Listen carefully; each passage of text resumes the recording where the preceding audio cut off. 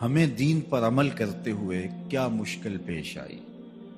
ہم تو دین کی راہوں کے مسافر ہوئے تو عزتیں پائیں، ہم نے اللہ کا نام لیا تو لوگوں نے پیار دیا، ہم نے عبادات کے طریقے اختیار کیے تو معاشرے میں شریف کہلائے۔ لیکن کتنا مشکل اور کٹھن لمحہ تھا جب کوئی اسلام لاتا تو معاشرے سے کٹ جاتا، سماجی بائیکاٹ کر دیا جاتا، وہ لوگوں سے الگ ہو جاتا۔ میرے اور آپ کے آقا و مولا حضور نبی رحمت صلی اللہ علیہ وآلہ وسلم قریش کے عالی نسب خاندان سے تعلق رکھتے ہیں، صادق بھی کہلاتے ہیں، امین بھی کہلاتے ہیں، لوگوں کی امانتیں بھی حضور کے گھر میں پڑی ہیں، اپنے فیصلوں میں حضور کو حاکم بھی مانتے ہیں۔ لیکن جب اللہ کی توحید کا اعلان کیا، جب لوگوں کو راہ راست اور راہ حق کی طرف بلایا تو یہ سارے مخالف ہو جاتے ہیں، حتیٰ کہ اپنے سقے عزیز بھی کتنے دل آزار جملے بولتے ہیں۔ تباً لک ہنالک سائر الیوم الہٰذا جمعتنا، یہ رشتے میں سکا چچا بولتا ہے۔ اللہ اکبر، مشکلیں سہی، تکلیفیں سہی،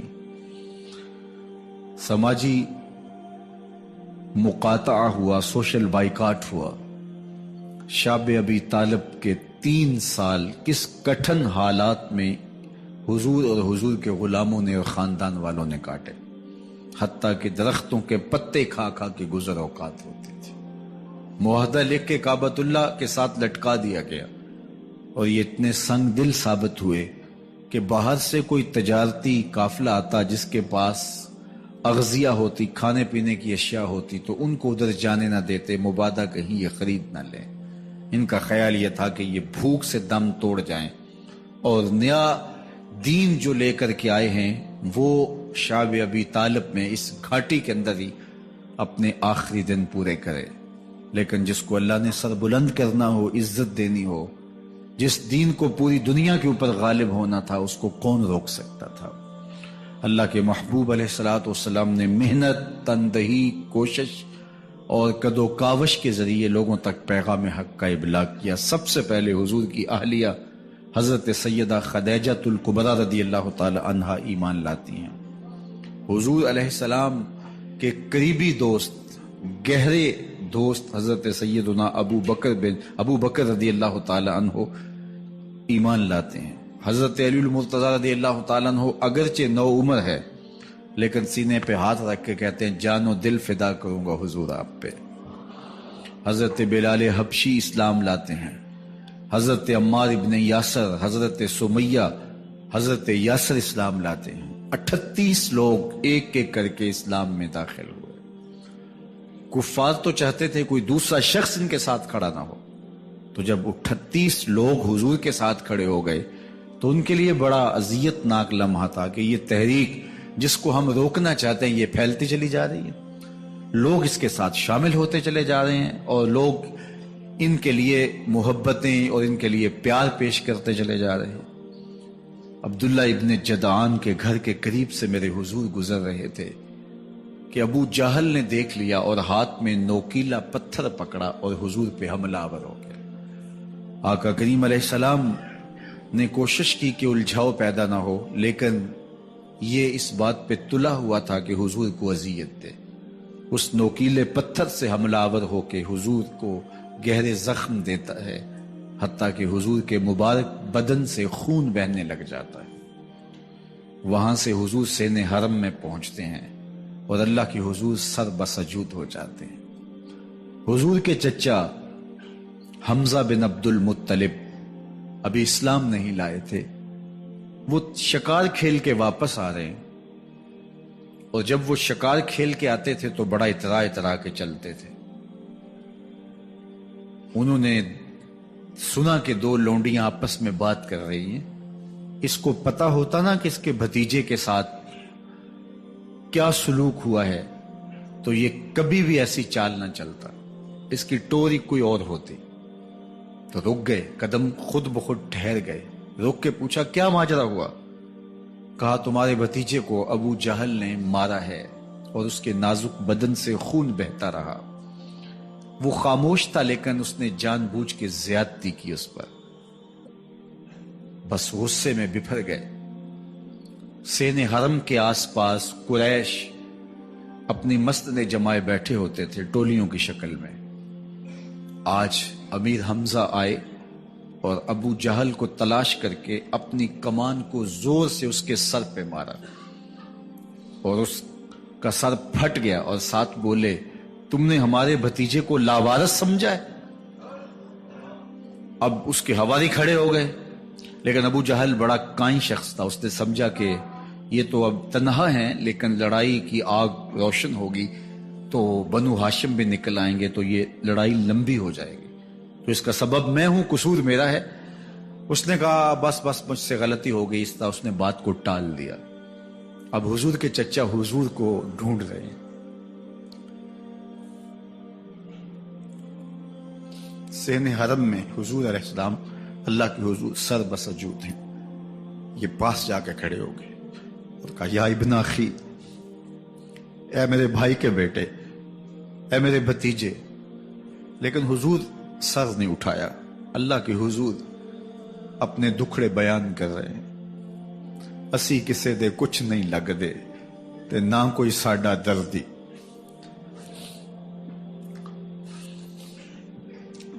اللہ کے محبوب علیہ السلام اللہ کے حضور سر بسجود ہے. انہوں نے پھر کہا یا ابن اخی, اے میرے بھائی کے بیٹے. اور انہیں بے چینی ہے کہ بتاؤں کہ حوصلہ رکھو میں تمہارا بدلہ لے لیا. لیکن حضور سر نہیں اٹھا رہے. تیسری مرتبہ پھر آواز دی. حضور نے سر اٹھایا, آنکھیں آنسوں سے بھری ہوئی تھی. تو برجستہ کہا بھتیجے میں تمہارا بدلہ لے لیے. میرے حضور نے فرمایا چچا مجھے اس کی کوئی خوشی نہیں ہوئی. یہ حیرت زدہ ہو گئے کہ اتنا بڑا کام, اس وقت مکے کا اتنا بڑا سورما, اور میں اس سے ٹکرا کے آیا ہوں اور یہ کہہ رہے ہیں مجھے کوئی خوشی نہیں ہوئی. قسمت اچھی تھی. بولے بھتیجے تم کیسے خوش ہوتے ہو؟ کہا جس رب کو میں مانتا ہوں اس کو تم بھی مان لو. تو امیر حمزہ کی قسمت اچھی تھی تو آگے بڑھے اور اسلام قبول کر لیا. 38 لوگ پہلے مسلمان تھے, یہ 39 میں مسلمان ہو گئے. بس ان کا اسلام لانا مسلمانوں کے لیے تسکین قلب کا ساما ہوا. حضور کی آنکھوں میں امٹتے ہوئے آنسو.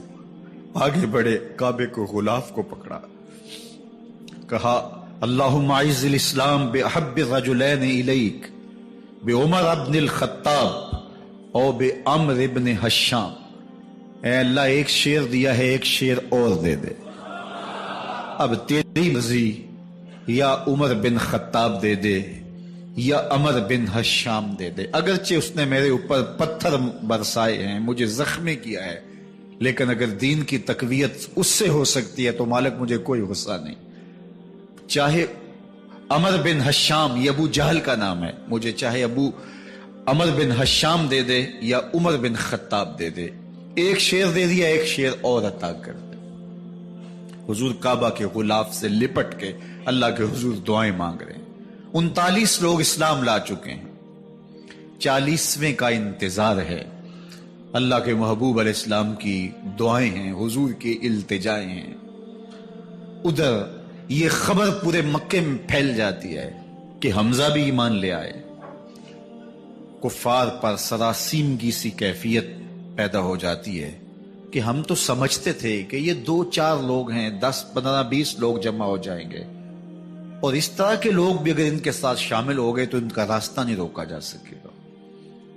وہ سر جوڑ کے سوچنے لگے, ابو جہل کو کوسنے دینے لگے اس نے کیوں یہ ظلم کیا کہ اس کا نتیجہ یہ پھر ہمیں بھگتنا پڑ رہا ہے.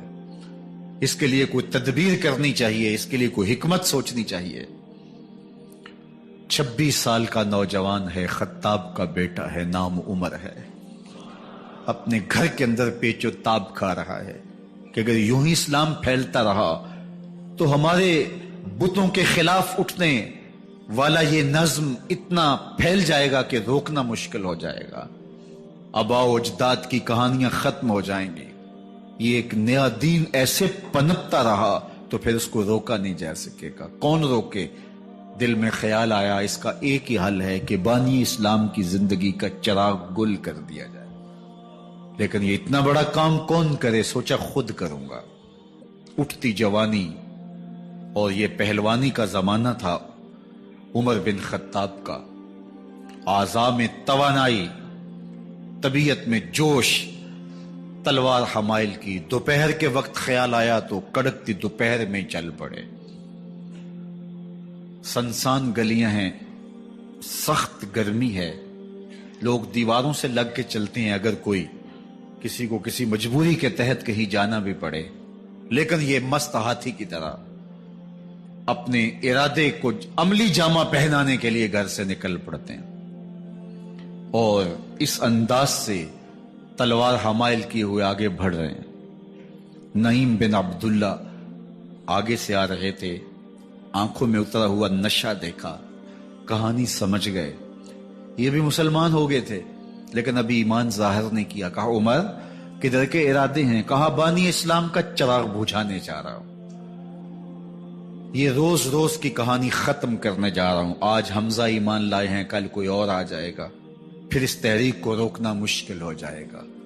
نعیم بن عبداللہ مسکرا کے بولے گھر کی خبر لی ہے؟ کہا کیا ہوا میرے گھر کو؟ کہا تمہاری بہن فاطمہ بھی اس محمد کی غلام بن گئی ہے، تمہارا بہنوئی سعید بن زید بھی اس کا نوکر بن گیا ہے. بس بپھر گئے. وہ جو غصہ تھا وہ ادھر منتقل ہو گیا، بہن کے گھر کا رخ کیا. جب دروازے پہ پہنچے تو اندر سے قرآن پڑھنے کی آواز آ رہی. جو کہا گیا تھا، جو سنا تھا، اس کا یقین پیدا ہو گیا. زور زور سے دروازے کو کھٹکھٹانے لگے. بہن نے دیکھا کہ بھائی ہے. جو قرآن پڑھ رہا تھا اس کو چھپا دیا اور خود دروازہ کھولا. بس پیٹنا شروع کر دیا، مار مار کے سر پھوڑ دیا. خون بہ رہا ہے. جب سر پھٹ گیا تو فاطمہ بنت خطاب بولی عمر تم خطاب کے بیٹے ہو، میں بھی خطاب کی بیٹی ہوں. سن لو محمد کا دامن نہیں چھوڑو، جو کرنا ہے کرو. جب یہ تیور دیکھے تو عمر کی حیرت انتہا کو چھو گئی. یہ کون سی قوت ہے جس نے ایک عورت کے اندر یہ جذبے رکھ دیے؟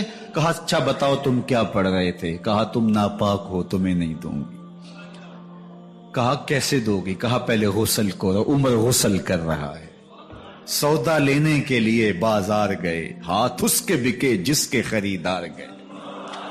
عمر غسل کر رہے ہیں. غسل کر کے باہر آئے تو بہن قرآن لے آئی. وہ کھجور کی چھالیں، وہ چمڑے کے اوپر لکھا ہوا قرآن سامنے رکھ دیا. عمر پڑھ رہے ہیں طٰہٰ ما انزلنا علیک القرآن لتشقیٰ. اے 14ویں کے چاند محبوب، قرآن اس لیے نازل تو نہیں کیا تھا کہ تم مشقت میں پڑ جائے. محبوب رحمت کے دروازے کھل رہے ہیں، کرم نوازیاں ہونے والی ہیں. عمر پڑھتے گئے، آنکھوں کے بندن ٹوٹ گئے، آنسو آنے لگے، ٹپ ٹپ آنسو گرنے لگے. عمر رو رہے ہیں، بدن کانپ رہا ہے. آئے کس ارادے سے تھے، اب حالت کیا ہوئی جا رہی ہے. اپنی بہن سے کہا، بہنوئی سے کہا جس در کے تم غلام ہوئے ہو کبھی میں بھی اس در کا غلام نہیں ہو سکتا؟ عمر کی کہیں عمر نہ برباد ہو جائے، مجھے اس چوکھٹ پہ لے چلو. کہا چلو ہم اس دہلیز پہ لے چلتے ہیں. تلوار اسی طرح حمائل کی ہوئی ہے. حضور دار ارقم میں ہے. یہ اسلام کی پہلی درس گاہ ہے، حضرت ارقم کا گھر. مسلمانوں کی تعداد بہت تھوڑی، یہاں چھپ کر کے دین سیکھتے ہیں. حضور بھی وہاں تشریف فرما تھے، باقی اصحاب بھی وہاں تشریف فرما تھے. حضرت میرے حمزہ بھی وہاں تھے. دروازے کی درزوں سے دیکھا کہ عمر آ رہے ہیں، تلوار بھی حمائل کی ہوئی. صحابہ نے کہا عمر آ رہے ہیں. میرے حمزہ نے کہا کوئی پرواہ نہیں، آنے دو. اچھا ارادہ ہوا تو خوش آمدید کہیں گے، ارادہ اچھا نہ ہوا اس کی تلوار سے گردن کاٹوں گا. اللہ اکبر. جب دروازہ کھولا تو 2 صحابہ نے بازوں سے پکڑ لیا، کندھوں سے. حضور نے فرمایا کندھے چھوڑ دو. کندھے چھوڑ دیے گئے. آقا کریم علیہ الصلوۃ والسلام نے ان کے گلے کے اندر جو کپڑا تھا اس کو پکڑ کے جھٹکا دیا. اسلم عمر، عمر اسلام لاؤ. اللہ اکبر. اور ساتھ حضور نے حضرت عمر کے دل پہ ہاتھ رکھے، اللہم اہد قلبہ، اللہ عمر کے دل میں ہدایت ڈال دے. بس یہ جملہ کہنے کی دیر تھی اور حضور کا ہاتھ پھرنے کی دیر تھی، اندر سے کفر دھلتا چلا گیا۔ اور عمر نے کہا اشہد اللہ الہ الا اللہ واشہد انک رسول اللہ۔ جب یہ پڑا کلمہ تو حضور کی زبان سے بے ساختہ نکلا اللہ اکبر، اور صحابہ نے بھی اللہ اکبر کہا، اور اس زور سے کہا کہ مکے کی گلیاں گونجنے لگی۔ اب عمر ایمان لانے کے بعد حضور کی خدمت میں حاضر ہو کے عرض کرتے ہیں حضور کیا ہم حق پہ نہیں ہیں؟ فرمایا ہم حق پہ ہیں۔ کہ اللہ کا دین سچا نہیں ہے؟ فرمایا اللہ کا دین سچا ہے۔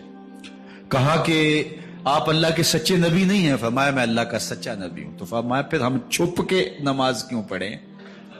کہا کہ عمر تم جانتے ہو حکمت ہے، اتنے جو ہے وہ ہماری تعداد نہیں، اور کفار کا جور و ظلم اور ستم۔ عرض کی حضور ہم کعبۃ اللہ میں جا کے نماز پڑھیں گے۔ مسلمانوں کی دو صفیں بن گئی، ایک صف کی قیادت امیر حمزہ کر رہے ہیں، ایک صف کی قیادت حضرت فاروق اعظم کر رہے ہیں، درمیان میں حضور چل رہے ہیں، اور روایات میں آتا ہے حضرت عمر چلتے جاتے ہیں اور ساتھ لا الہ الا اللہ پڑھتے چلے جا رہے ہیں۔ اور پھر جا کے وہاں پہنچے تو وہاں جو صنادید قریش تھے ان پر سختہ طاری ہو گیا۔ حضرت عمر رضی اللہ تعالیٰ عنہ جب ایمان لائے تو آپ نے ایک ایک کافر کے گھر کے دروازے پہ کھڑے ہو کے کہا، جب کوئی بھی شخص مسلمان ہوتا تو کفار اس کو مارتے، زود و کوب کرتے، ظلم کرتے، ستم کرتے، گھسیٹتے بازاروں میں، لیکن حضرت عمر ایمان لائے تو ایک ایک شخص کے دروازے پر کھڑے ہو کر کے کہا کہ تم کمزوروں کو مارتے تھے، میں تمہیں بتانے آیا ہوں میں محمد عربی کا نوکر بن گیا ہوں۔ بلکہ آپ نے اعلان کیا جس نے اپنی بیوی کو بیوہ اور بچوں کو یتیم کروانا ہو اور اپنے ماں باپ کی کمر کو جھکانا ہو وہ عمر کے مقابلے میں آئے۔ اللہ اکبر۔ زنیرہ نامی ایک خاتون تھی، بہت کمزور،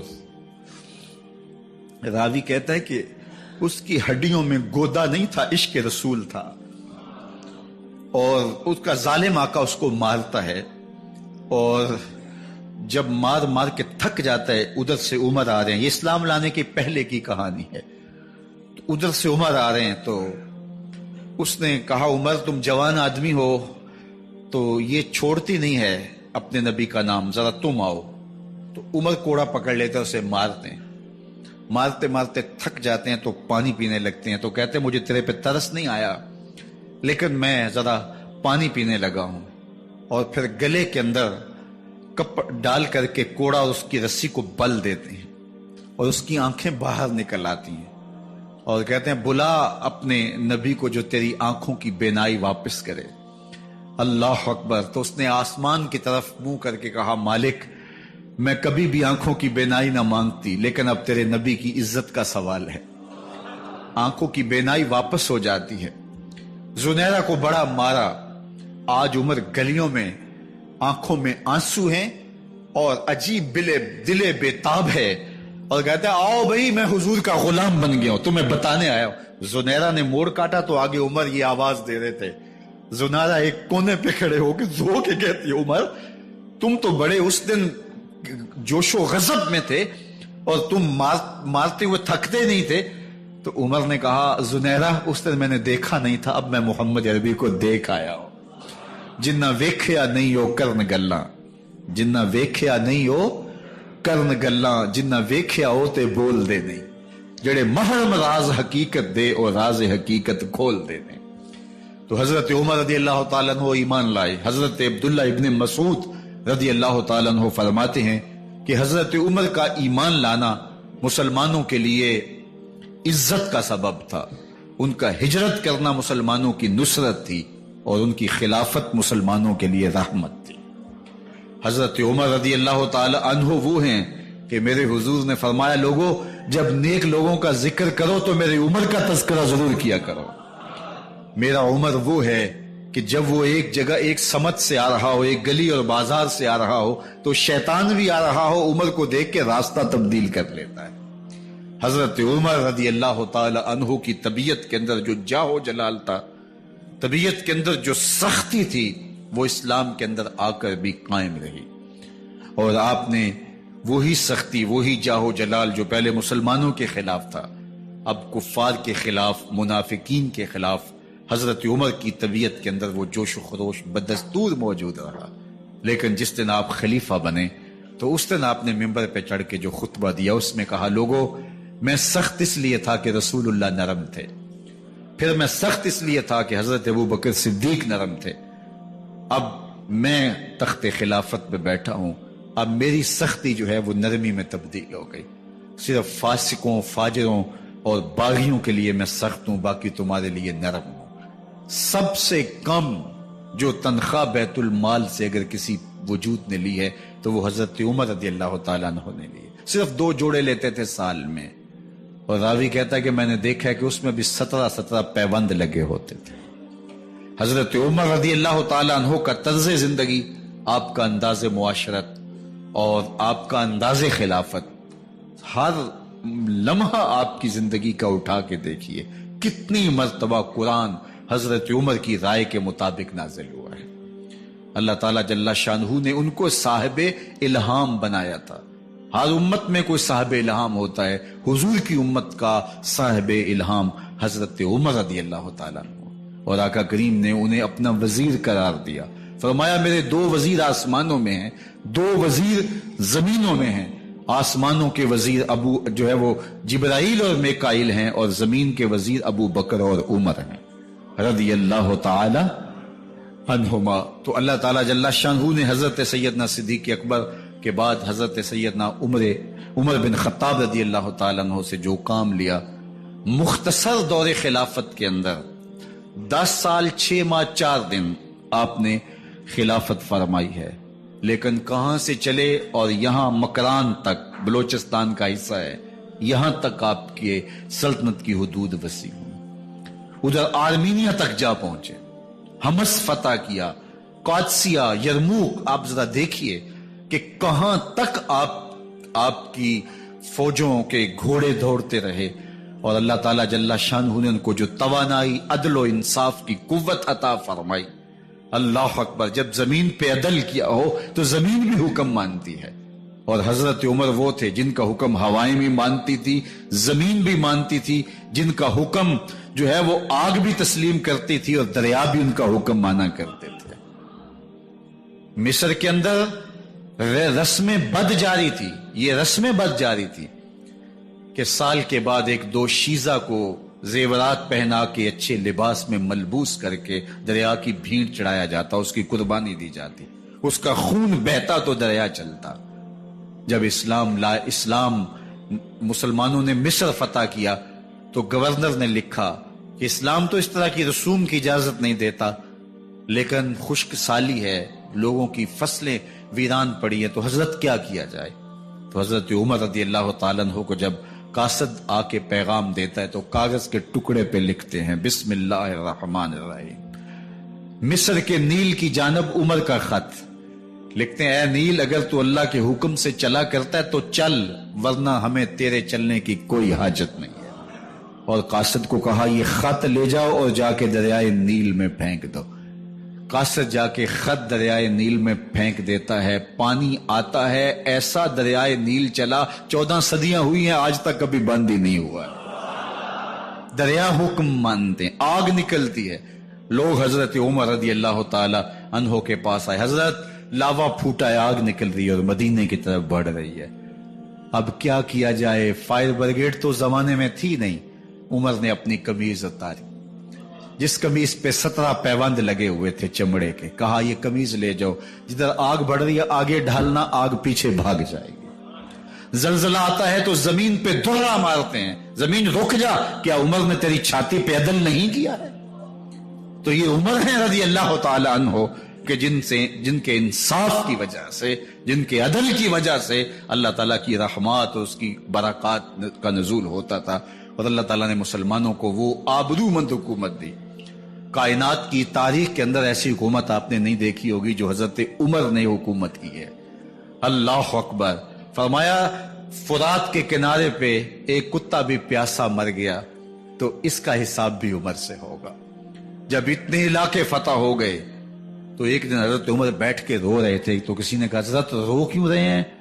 فرمایا کہ میں اس لیے رو رہا ہوں کہ فلاں پل سے بکریاں گزری ہیں، تو پل کے اندر شکستگی تھی، ٹوٹا ہوا تھا پل درمیان میں کچھ، اس میں ایک بکری کی ٹانگ ٹوٹ گئی ہے، تو میں ڈرتا ہوں کہیں اس کا حساب نہ لیا جائے کہ میرا رب یہ نہ پوچھے کہ عمر تو نے پل صحیح تعمیر نہیں کروائے تھے کہ ایک بکری کی ٹانگ کیوں ٹوٹی ہے۔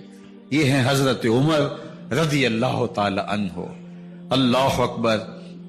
حضرت سیدنا عمر رضی اللہ تعالیٰ عنہ کی پوری زندگی آپ دیکھ لیجئے، آپ دن کو گھر میں بیٹھتے ہیں، دربار خلافت میں بیٹھتے ہیں، اور آپ کا دربار خلافت کیا ہے؟ کوئی عالی نصب محل نہیں ہے، مسجد نبوی کا صحن ہے، وہاں بیٹھ کے فیصلے ہو رہے ہیں۔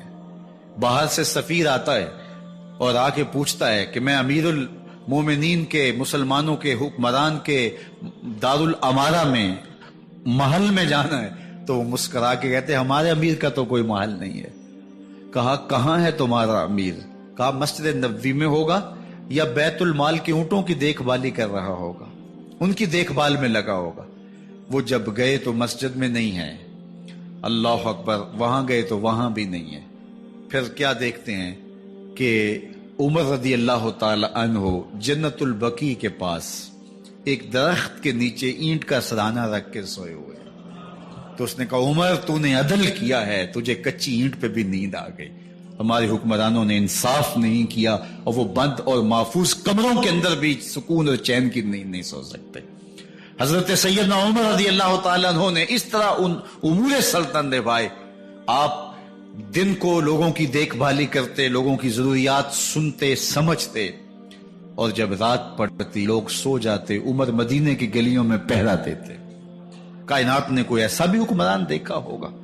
اللہ اکبر۔ وہ مجاہد جو مختلف محاذات پہ گئے ہوئے ہوتے، ان کے گھروں کی دیکھ بھالی کرتے، ان کی ضروریات کا خیال رکھتے، ان کی آبرو کا پہرا دیتے۔ راتوں کی تنہائیوں کے اندر حضرت عمر اٹھتے اور جا کے گشت کرتے، چکر لگاتے، دیکھتے کوئی آنکھ پر نم نہ ہو، مفلسی کا کسی گھر میں ماتم نہ ہو، لوگوں کی ضروریات کا خیال رکھتے۔ اللہ اکبر۔ ایک دن حضرت عمر رضی اللہ تعالیٰ عنہ ایک گھر کے قریب سے گزرے، گھر سے دھواں نکل رہا تھا، سوچا کوئی مہمان ہوگا، گزر گئے۔ تھوڑی دیر کے بعد پھر دوبارہ اس گلی سے گزر ہوا تو پھر دھواں نکل رہا تھا، پھر گزر گئے۔